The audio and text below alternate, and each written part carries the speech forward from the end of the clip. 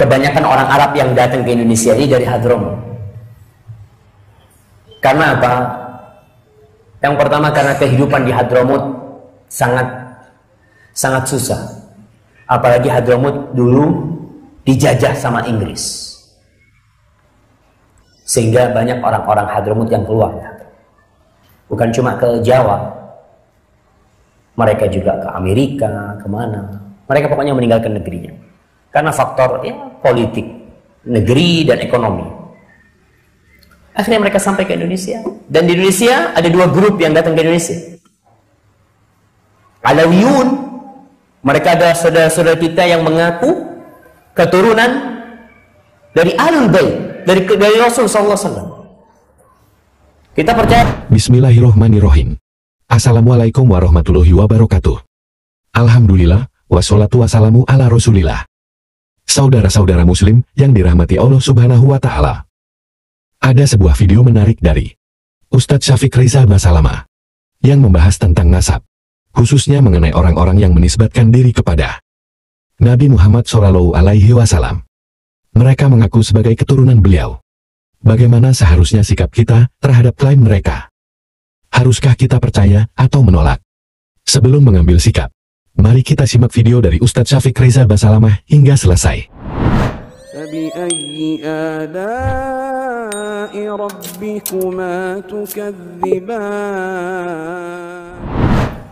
Orang-orang Arab itu hijrah mereka sebelum tahun 900-an itu tidak terlalu banyak. Sejak tahun 1850-an baru mulai banyak orang-orang Hadramut yang datang ke Indonesia. Kebanyakan orang Arab yang datang ke Indonesia ini dari Hadramut. Karena apa? Yang pertama karena kehidupan di Hadramut sangat susah. Apalagi Hadramut dulu dijajah sama Inggris. Sehingga banyak orang-orang Hadramut yang keluar. Bukan cuma ke Jawa. Mereka juga ke Amerika, kemana. Mereka pokoknya meninggalkan negerinya. Karena faktor politik, negeri, dan ekonomi. Akhirnya mereka sampai ke Indonesia. Dan di Indonesia ada dua grup yang datang ke Indonesia. Alawiyun, mereka adalah saudara-saudara kita yang mengaku keturunan dari Ahlul Bait, dari Rasul sallallahu alaihi wasallam. Kita percaya enggak? Ya percaya. Mereka ngaku mereka keturunannya Rasul SAW, mereka punya pohon nasab, ya silahkan. Kita akui itu. Sebagaimana Ana Syafiq bin Riza bin Hasan bin Abdul Qadir bin Salim bin Zain Basalamah. Lalu ada orang ngomong sama anak, ente bukan Basalamah. Kata, lebih tahu ente apa ana dengan nasab ana? Ya ana lah. Makanya Ahlul Ba'alwi yang mereka mengaku Ahlul Bait, ya sudah. Kita nggak boleh mendustakan. Kecuali ente punya bukti mereka bukan Ahlul Bait. Mereka ngaku Ahlul Bait, ya kita katakan ente Ahlul Bait. Dan ada ketentuan, aturan-aturan menjadi keluarga Rasul SAW. Nggak boleh makan zakat, ente menjadi orang yang paling wajib menegakkan sunnah. Itu ada aturan. Yang datang ke Indonesia, dua. Dari Alawiyun dan dari Masyayikh. Lalu kalau kita bicara orang Arab itu ada kasta-kastanya juga. Yang pertama disebut Qabail atau Gabail. Mereka adalah hamalatus silah, tukang perang. Gabail ini ya pokoknya mereka perang, nguasain mana itu disebut Gabail. Yang kedua ada at-tujar, pedagang. Mereka yang kerjanya ya pedagang orang-orang fulus. Yang ketiga az-zurra wal falahun, para petani. Ada lagi yang di bawah mereka. Yang ke Indonesia ya macam-macam. Ada yang dulunya mereka Gabail datang ke Indonesia, ada yang Ahlul Bait datang ke Indonesia, ada yang pedagang datang ke Indonesia, ada yang mungkin juga petani datang ke Indonesia, datang ke Indonesia mereka untuk memperbaiki taraf hidup mereka di Indonesia. Cuma tetap Ba'alwi, mereka menjadi tokoh agama.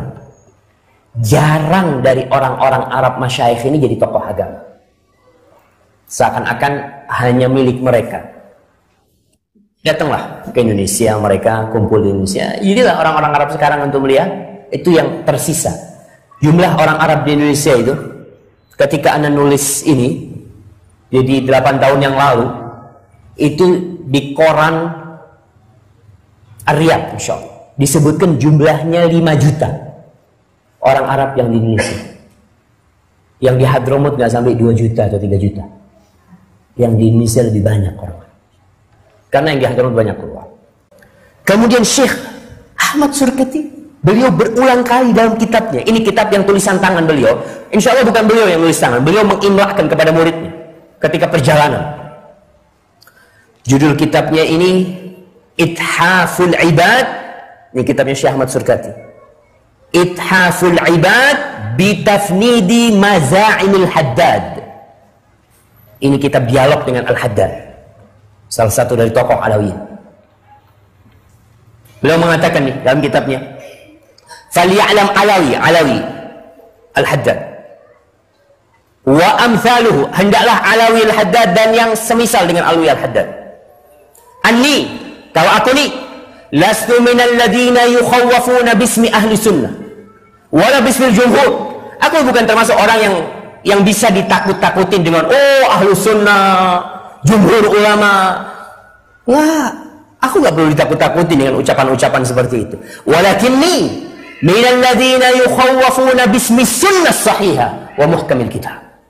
Tapi aku adalah orang yang perlu ditakutin dengan sunnah yang benar dan kitab yang jelas, Al-Quran Al-Karim. Kalau mau nakut-nakutin jangan pakai omongan, ente menyelisihin ini, enggak. Kalau ente ada sunnahnya, ente bisa takut-takutin Ini Syekh Ahmad Surkati. Wa ahlu sunnah fi nadhari, kata Syekh Ahmad Surkati, dan ahlu sunnah menurutku, man ya'tamiduna ala kitabillah wa sunnati rasulihis sahihah. Ahlu sunnah itu adalah orang yang bersandar kepada kitabullah dan sunnah yang benar, sunnah Rasulullah SAW yang sahihah. Faman ja'ana, ini Syekh Ahmad Surkati ngomong dalil udah.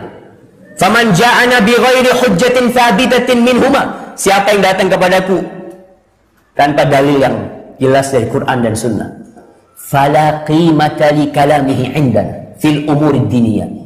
Omongan dia untuk urusan agama nggak ada nilainya buat kita. Kalau sudah menurut ana, menurut kita orang, menurut sudah jangan. Siapa juga nggak mau. Kita ini urusan agama jangan menurut ente, jangan menurut nenek ente, jangan. Ini menurut Al-Quran dan Sunnah. Ini urusan agama. Syekh Ahmad Surkati nggak perlu ditakut-takutin ente menyelisih ahlu sunnah. Syuf, kalau sunnah yang mana sih? Jumhur ulama yang mana? Kalau memang benar anda menyelisihin, anda akan tinggalkan. Tapi kalau segera ditakut-takutin, banyak orang suka ngomong-ngomong seperti itu. Kata Syekh, walau kana mil al-ard, walaupun ucapannya itu sepenuh bumi, tapi kalau nggak ada kitabullah, nggak ada sunnah Rasul, aku nggak terima. Faman sya'a falyu'min wa man sya'a falyakfur. Fahasbunallah wa hasbuhu wa indallahi tajtami'ul khusum. Cukup Allah sebagai penolong kita dan penolong dia, dan nanti kepada Allah akan bertemu tuh, berjumpa orang-orang yang ribut. Para jamaah, Syekh Ahmad Surkati benar-benar mengajak kepada sunnah Rasul SAW. Tapi ingat, beliau bukan maksum. Beliau hidup di masa yang ulama sangat sedikit pada waktu itu. Ada pendapat-pendapat beliau yang dikritisi oleh ulama lain, iya. Ada. Dan itu tidak mengurangi kedudukan beliau. Beliau tetap mengatakan prinsipnya mengajak kepada Al-Quran dan Sunnah. Kita akan lihat bagaimana beliau mengajak kepada pemahaman salafus saleh. Kalau bicara pekerjaan Syekh Ahmad Surkati, Syekh Ahmad Surkati pernah jadi guru di Al-Irsyad dan pernah dikeluarkan sama orang Al-Irsyad. Syekh Ahmad Surkati itu ketika ribut sama Ba'alwi, penyebab berdirinya Al-Irsyad ini, Syekh Ahmad Surkati pada waktu itu ke Solo. Dia ditanya, ada perempuan syarifah, perempuan dari golongan Ahlul Bait menikah dengan selain syarifah. Dia katakan sama orang Cina Muslim. Ditanya Syekh, sah enggak pernikahan? Kata Syekh, kalau persyaratannya terpenuhi sah. Ributlah. Ente gimana bilang sah? Dia itu harus minta izin sama semua Alawiyin. Baru kalau semua Alawiyin mengizinkan dia menikah, baru boleh. Karena hak nasabnya itu hak semuanya. Akhirnya Syekh pulang dari Solo ke Jakarta, mulai ada perubahan di orang-orang Alawiyin. Syekh nggak disapa, Sampai akhirnya Syekh mengundurkan diri. Padahal yang dikatakan Alawi. Ketika Syekh mau pulang, disebutkan Syekh lagi duduk di stasiun, ketemu sama Nagibul Arab, Umar Manggus. Ada kapten Arab yang ada di Jakarta, namanya Umar Manggus. Umar Manggus ini melihat saya, kenapa? Kata dia. Antum kalau tahu kondisi orang Arab pada waktu itu. Umar Manggus itu pernah ketemu sama salah satu habaib. Dia itu kapten Arab di stasiun. Katanya, ini salah satu habaib. Itu cium tangan. Kata Umar Manggus, Beb, nanti inti di rumah anak kasih 10 kali saya buka. Tapi di sini banyak orang. Masa anak cium? Dan itu dipraktekkan di Madaris Alawiyin. Syekh Ahmad Surkati, salah satu penyebab dia keluar juga. Ada 2 orang dari keluarga siswa di Madras di Jamiatul Khair. Ini ngomong, Syekh, anak punya usul, Syekh. Kata, apa usul nanti? Anak kepingin. Jadi nanti itu yang bukan Alawiyin, kalau pagi mau masuk sekolah, itu cium tangan semua sama tangannya yang murid-murid Alawiyin. Kata Syekh, ente ngomong kayak gitu? Marah, Syekh. Sempat emosi, tapi sama ustaz yang lain diademkan ya. Didinginkan, akhirnya Syekh alhamdulillah menerima, beliau berusaha untuk memperbaiki, tapi akhirnya beliau keluar juga. Diterima oleh Umar Manggus. Kata Umar Manggus, Syekh, kau nggak usah pulang, kita bikinkan madrasah. Nama madrasahnya Madrasatul Islah wal Irsyad. Tuh, madrasah yang pertama. Tahun berapa Irsyad berdiri? Jemaah 1914. Saudara-saudara muslim yang dirahmati Allah Subhanahu wa Ta'ala. Banyak yang mengaku sebagai Ahlul Bait dan zuriat Nabi justru mendorong pengkultusan diri mereka. Mereka mengklaim bahwa seorang Habib yang bodoh lebih utama dari orang alim non-Habib. Bahkan Habib gila lebih utama. Hal ini menyebabkan ketakutan di kalangan muslimin terhadap menyelisihi para Habib. Bukan karena sunnah Nabi, mereka mendoktrin bahwa derajat Habib lebih tinggi. Padahal Nabi Muhammad Shallallahu Alaihi Wasallam menegaskan bahwa kemuliaan bukan berdasarkan nasab, tetapi ketakwaan. Dakwah dan akhlak yang sesuai sunnah lebih penting daripada kebanggaan nasab. Cukup sekian video kali ini. Jika bermanfaat, silakan tekan like dan subscribe untuk update terbaru. Assalamualaikum warahmatullahi wabarakatuh.